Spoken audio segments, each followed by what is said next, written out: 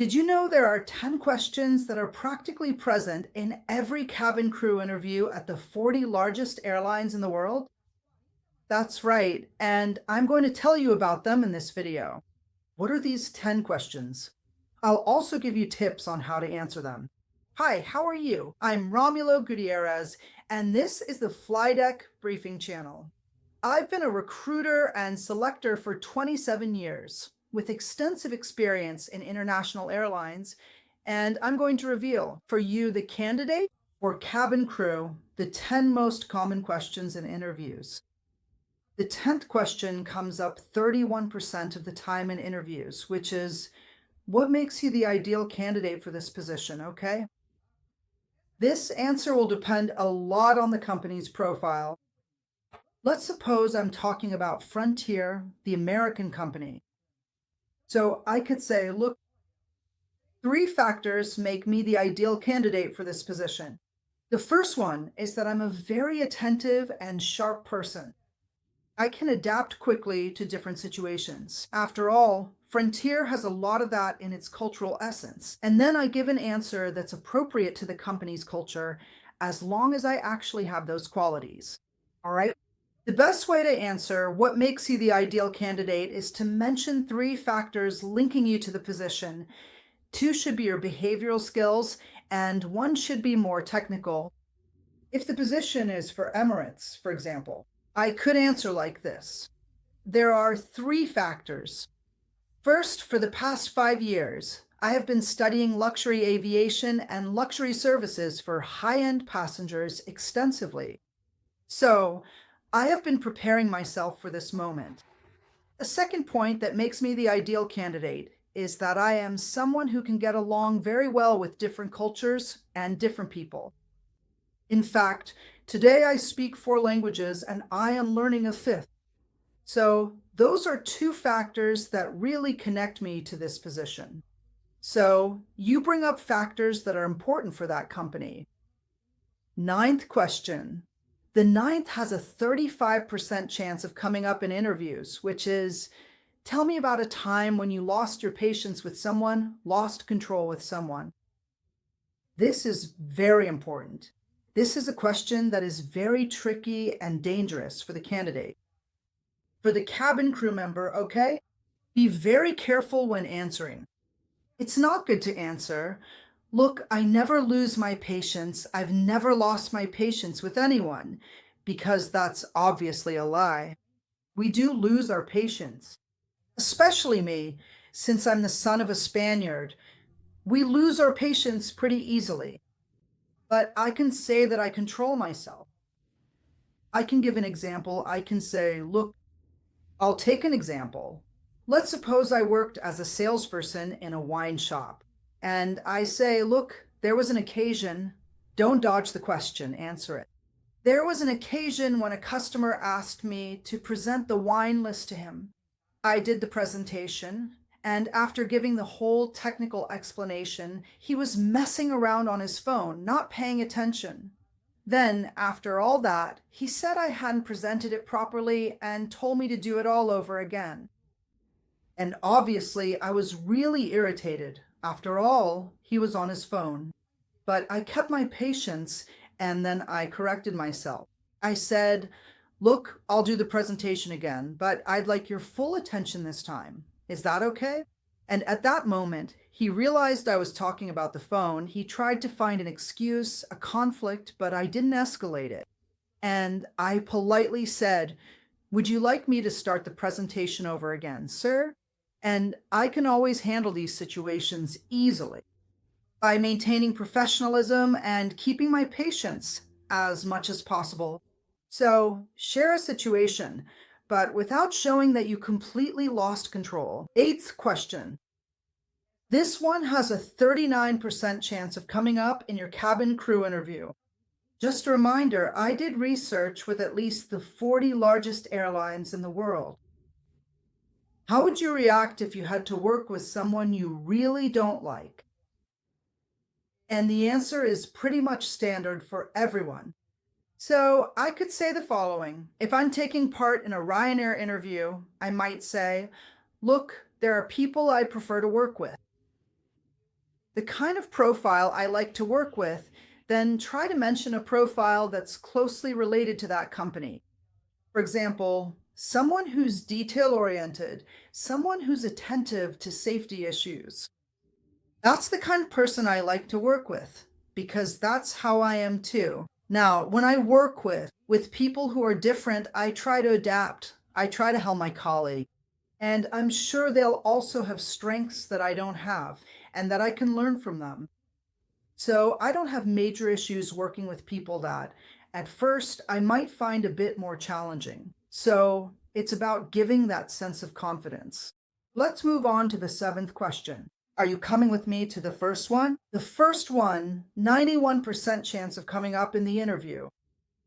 The seventh question is, how have you been preparing to become a cabin crew member? 42% of the time.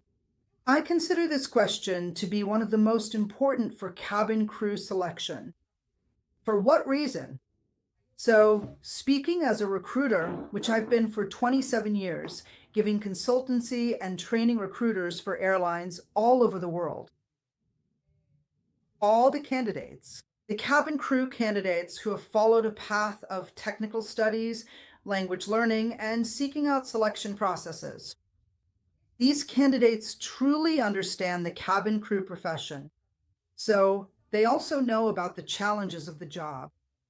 I know the profession has a certain glamour, and of course, there are some really important and cool aspects to it, but it's a tough job. It's not an easy profession. So, any recruiter who sees that a candidate has been on this path for 1, 2, or even 3 years, or is actively pursuing a cabin crew position, will see that candidates stand out from the competition. I'm not saying that someone who has never studied doesn't have a chance, but they have less of a chance. That's what I mean. So when they ask you how you've been preparing, be specific. Look, my preparation started 2 years ago. 2 years ago, I took my cabin crew course in Rio de Janeiro, Brazil. From there, since I already spoke English, I enrolled in a Spanish course, also did a short exchange program, and interned at a Brazilian airline called GOL. From that internship, I got a better sense of how all the operations worked. I landed a job at TAP, the Portuguese airline, as a ground staff member, where I got to know the daily routine even better. You see, I'm building a ladder step by step. Of course, this has to be true.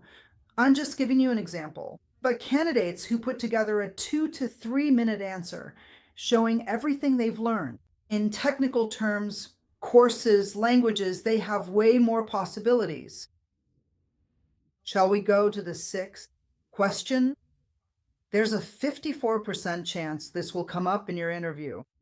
Before I go on, if you want FlyDeck Briefings mentorship for your selection process, for your interview, for your group interview, for your group dynamics, for your video interview, for any stage at all, the link to the mentorship is here in the video description and also in the first comment on this video. All right, you just click there, you'll see the products offered, and you can already pick the times to schedule your appointment. That's it. It's 100% secure, done through the Hotmart platform, which also offers refunds. So everything is above board to help you take off on your journey. And also in the first comment and in the description, I've left an ebook for you. These are some of the main reasons candidates get rejected in cabin crew interviews and other aviation positions. If you don't want to be rejected by the ebook because it will really help you out, and on FlyDeck Briefing, don't forget about the videos. They never miss a beat. Every Wednesday, there's a new video for you. Global aviation is on FlyDeck Briefing, and I'm counting on your subscription and your like. Sixth fundamental question. Tell me about your strengths and your weaknesses. 2 important tips for answering this. Strengths and weaknesses. Be honest. No airline in the world hires a cabin crew candidate without first conducting some psychological tests. So if you mention weaknesses you don't have or strengths you don't have, it's not going to work out. So, for example, me, I'm not a shy person. On the contrary, I'm Brazilian. I'm from Rio de Janeiro. I'm a very spontaneous person. I like to talk, I like to meet people. So, if I go into the interview and say, look, I'm a shy person, that's my weakness, but my psychological test shows exactly the opposite, that's a terrible answer. First, be honest. Second, bring up strengths that enhance the profession. I don't know. I have about 20 strengths. You probably have 30 or 40. Bring up strengths that enhance the role of a cabin crew member. Me, for example, I'm very detail oriented. I notice a lot of details. That's a strength that, if I'm applying to be a cabin crew member, I can confidently mention because it's a strength that adds value to the position. Now, a weakness, weaknesses. You have to mention weaknesses that don't interfere with the job. Oh, I'm not very attentive to details. Can you imagine a cabin crew member like that? Without attention to detail, there's no way to do the job. But a cabin crew member can also be a bit shy, and that's fine. So, mention weaknesses that don't affect the job. Now, shall we move to the fifth one? Question. This one, there's a 59% chance it'll come up in your interview. Why do you want to work for our airline? It's another type of question that's bound to come up. In practically every airline, every single one, but you'll need to tailor your answer to that airline's world. I'm in the process with United Airlines.